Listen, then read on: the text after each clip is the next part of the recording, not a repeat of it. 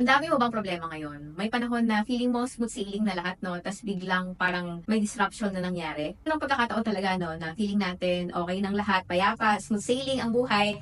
Pero biglang may pagsubok na hindi natin alam kung paano ba yun mapagtatagong. Sa buhay man, sa pamilya, sa relationship, sa career, o sa business, ay dumadaan tayo sa mga ganong pagsubok. At ang vlog na to ay tungkol sa 7 reasonable things that we can do when happens. Well, hindi ko naman intention na mag-use ng bad words. Pero hindi talaga ako makahanap ng right word to describe the situation. Kung meron kayong suggestion, kung ano yung tamang term para i-describe ang nakakainis, nakaka-bad trip, gambala, nakakawala sa mood situation, ay comment dyan sa baba. Bago pa tayo magsimula, ay nais ko pasalamatan ang sponsor ng video to, ang Mr. Car Insurance. Ang sabi nga sa insurance, you rather have it and not need it than need it and not have it. If kailangan nyo ng insurance sa sasakyan nyo, towing service, magpapaset up, pagpapagwapo, at magpapaayos ng sasakyan, ay ilalagay ko ang kanilang link sa baba. Pang kwento bakit nagawa ko ang vlog na to. Ito ay resulta ng experience namin at the same time, yung mga realization at learnings namin. Itong nakaraang Holy Week. Camping kami sa Tanay. Huwebes Santo yun. Actually, decision talaga namin na hindi mag-travel sa kung saan kapag ganitong panahon. Kasi ito yung time talaga, di ba, na lumuluwas ang mga tao at traffic at crowded sa mga tourist spots. So, we just decided na magstay dito sa Manila. Pero, since malapit na kami sa Tanay, around 1 hour drive lang, ay nag-decide kami mag-camping ang aming pamilya. Luma na ang aming kotse, pero bagong kondisyon to. So, confident naman kami na kayang-kaya niya ang pupuntahan naming lugar.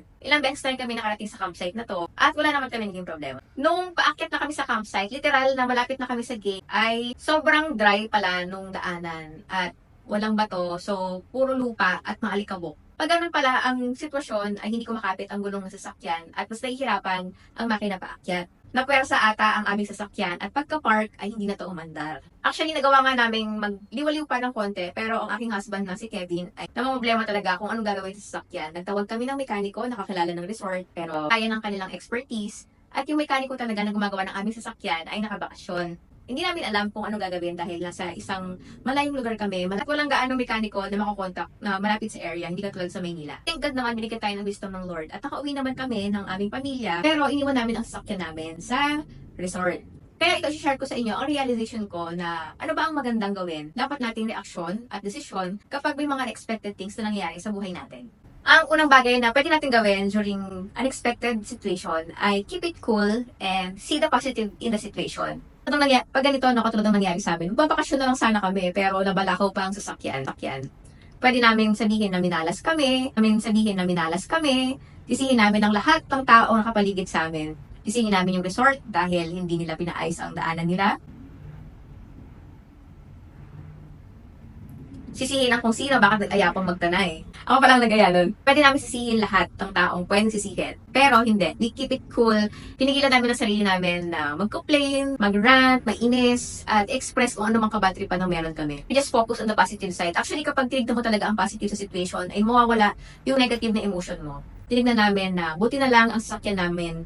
Talagang never kaming pinabayaan, never kaming iniwan sa ere. Actually, hindi talaga kami nasiraan nang nasa gitna kami ng daan. Pag nagkaroon ng problema sa sasakyan namin, lagi yung nakapark or nasa gilid or nasa bahay lang. We thank the Lord kasi nakarating ng maayos at ligtas ang aming pamilya. At marami ding nag-offer ng help like yung resort, tinulungan niya kaming magtawag ng mekaniko, pati yung mga guard, tinulungan nila kami na bantayan yung kotse namin. A second reasonable thing to do when unexpected things happen is to prioritize on what is important. Later lang pala kami sa camping site. At ang reason namin bakit pumunta kami doon ay para mag-relax at mag-enjoy. At yun naman ang nangyari sa amin. Somehow, nakapag-banding naman, nakapag-relax ang family. Pero kami kasamang bata, so priority din, syempre, ang safety. Kaya hindi na namin ni-risk talaga na iuwi yung sasakyan na doon kami nakasakay. Ang ginawa namin ay nagtawag kami ng ka-churchmate na merong L300 at nagpasundo kami. Thankful talaga kami dahil isang tawag ay nirescue kami ng aming ka-churchmate. Tinanggap namin na hindi talaga namin maiuwi na same day ang aming sasakyan. So, inihabilin muna namin sa resort at sa yung sakyan namin at sinabi namin, babalikan namin kasama ang mekaniko or ipapatungan lang namin. Kapag may unexpected things na nangyari sa buhay natin at hindi natin kontrol ng mga bagay-bagay, magkaroon pa rin tayo ng focus at i-prioritize kung ano ang important.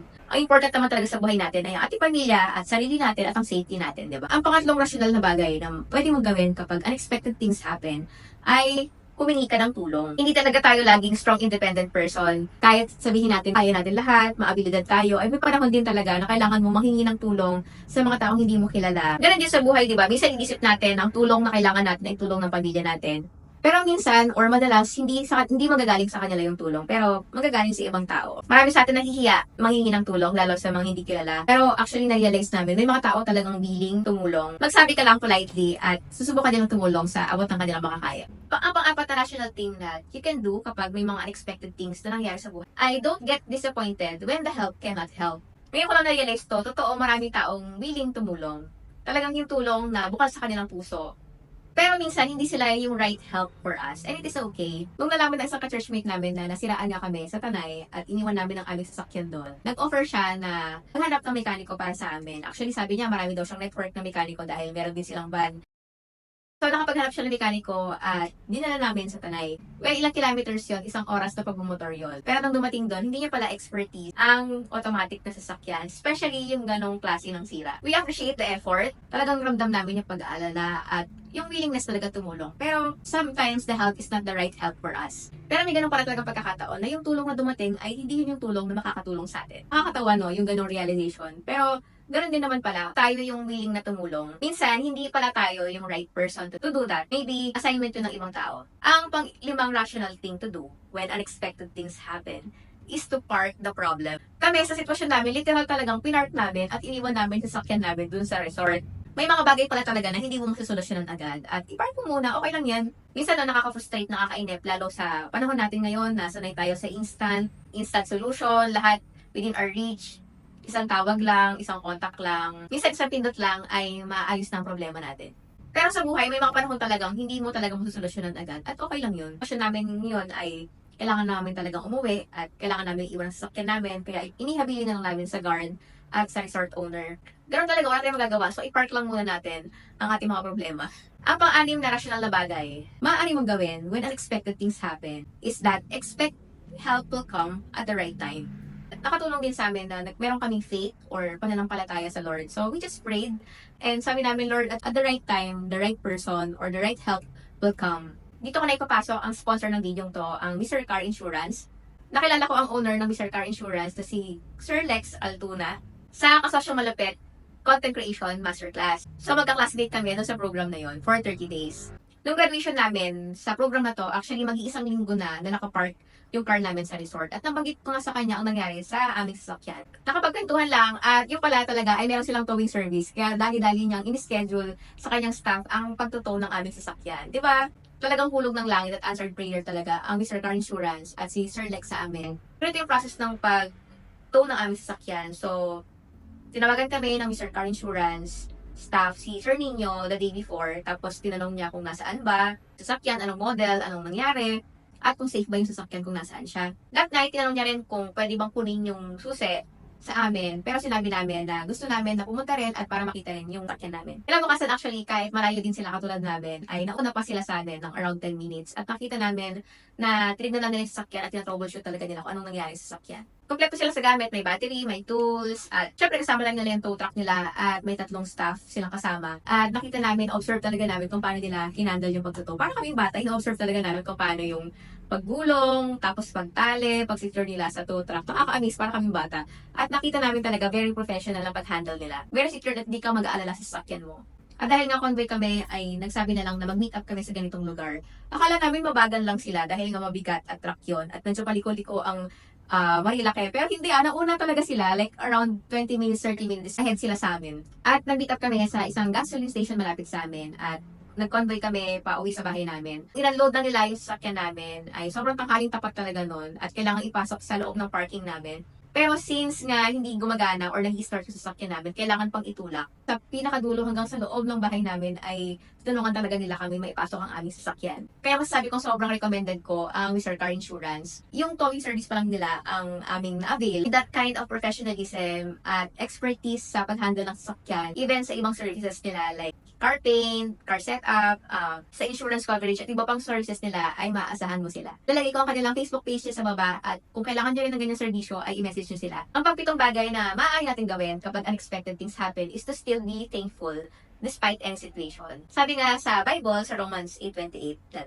all things work together for good. Ano man ang experience namin nung panahong magbabakasyon sana kami, ay thankful pa rin kami kasi safe ang family namin, talagang nag-enjoy din naman kami sa resort.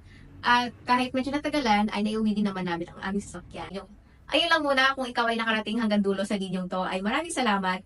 Isa to actually parang diary dahil gusto rin namin balikan ang ganitong kung saan sinubok din kami at nagkaroon kami ng mga kaibigan na siyang tumulong din sa amin para ma-overcome ang ganitong sitwasyon. Muli, I'm Wilma and I am a business owner for 4 years already. I'm the owner of Sumi Perfume and Judah Premium Organics. Ang mission ko sa channel na to ay to help you start and sustain your business. Ibinahagi ko ang kwentong to dahil naniniwala ko na sa buhay naman talaga ay may mga bagay na ganito ang nangyari. Unexpected, nakakainis, nakaka-bad trip. Talagang di talaga natin alam bakit nangyari. Pero at the end of the day, nandiyan ang Lord para tumulong sa atin. At nagpapadala siya ng tao na siyang gagamitin niya para masolusyonan ang mga problema natin. Ganon din sa negosyo, may panahon talagang sobrang hirap at gusto natin mag-give up. Pero kapit lang dahil the right help will also count. Samahan niyo pala ako sa ating Facebook group sa Discarding Online Seller at doon tayo magkwentuhan, magpalakasan at magbigay ng tips and tricks regarding business. Ang panalangin ko po sa ating mga negosyante ay patuloy tayong pagpalain pa ng Panginoon at ang ating mga negosyo para marami pa rin po tayong mapagpalang ibang tao. Ayun lamang po, maraming salamat!